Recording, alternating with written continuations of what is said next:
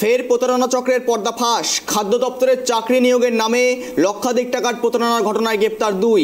আর এই দুজনকে গ্রেপ্তার করল নরেন্দ্রপুর থানার পুলিশ। ধৃতদের আজ বারুইপুর মহকুমা আদালতে পেশ করা হবে। ধৃতদেরকে জিজ্ঞাসাবাদের জন্য নিজেদের হেফাজতে নেবে নরেন্দ্রপুর থানার পুলিশ। আর সরকারি নথি জাল করে খাদ্য দপ্তরে চাকরি দেওয়ার অভিযোগ। ঘটনায় গ্রেপ্তার শম্ভুনাথ মিস্ত্রি এবং সমীরণ হালদার।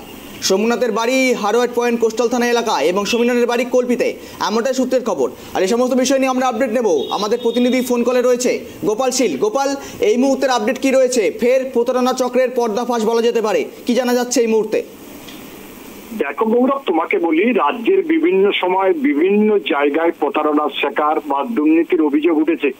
তবে এই অভিযোগটা একটি অন্য রকমের অভিযোগ বলে মনে করা হচ্ছে, যেটা খাদ্য দপ্তরে চাকরি দেওয়ার নাম করে প্রায় 8 লক্ষ টাকা হাতে নেওয়া হয়েছে। তবে নরেন্দ্রপুর থানার পুলিশ ইতিমধ্যে দুজনকে গ্রেফতার করেছে।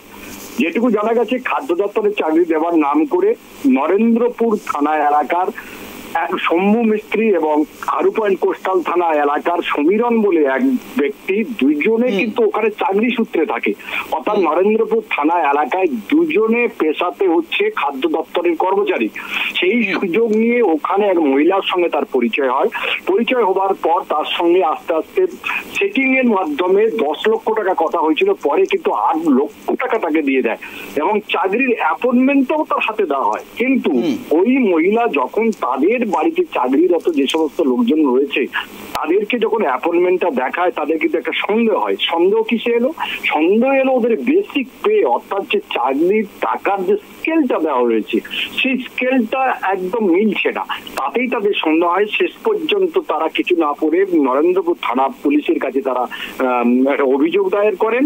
সেই অভিযোগের ভিত্তিতে গতকাল রাত্রে হারু পয়েন্ট কোস্টাল থানায় এবং কুষ্টি থানায় যোগাযোগ করে নরেন্দ্রপুর থানার পুলিশ। সেই সূত্র ধরে ওদেরকে দুজনের এরিয়াতে অর্থাৎ কুলপি থেকে এবং হারু পয়েন্ট কোস্টাল থানা এলাকা থেকে গ্রেপ্তার করা হয়। আজকে তাদের ইতিমধ্যে বারুইপুর নিয়ে যাওয়া হয়েছে, আদালতে তোলা হয়েছে। তবে তাদেরকে রিমাইন্ড নেওয়া হবে। পুলিশ হেফাজতের জন্য 7 দিনের ইতিমধ্যে পেয়ার করা হয়েছে। মহামান্য আদালত যেটা মনে করবেন সেটাই দেবেন। তবে ওদেরকে যদি পুলিশ হেফাজতে নেওয়া হয়, আসল তথ্যটুকু বেরোবে বলে মনে করা হচ্ছে। গৌরব, একেবারে ধন্যবাদ গোপাল সঙ্গে থাকার জন্য। সমস্ত বিষয়ে নজর রাখো, তোমার কাছে আবারও আসবো।